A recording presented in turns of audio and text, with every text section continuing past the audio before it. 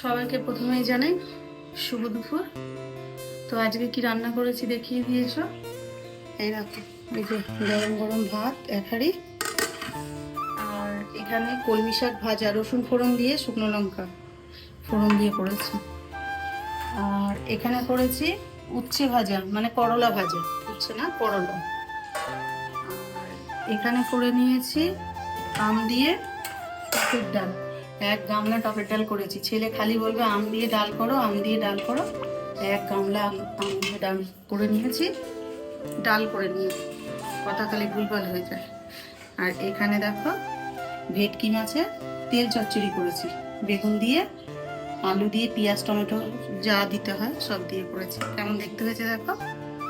তোমাদের কার কার ভালো লাগে অবশ্যই কমেন্ট করে জানাবে। আর এখানে আছে শসা, এই যে শসা কেটে নিয়েছি। এই হয়েছে আজকে দুপুরের রান্না। চলো খেয়ে নিই, টাটা।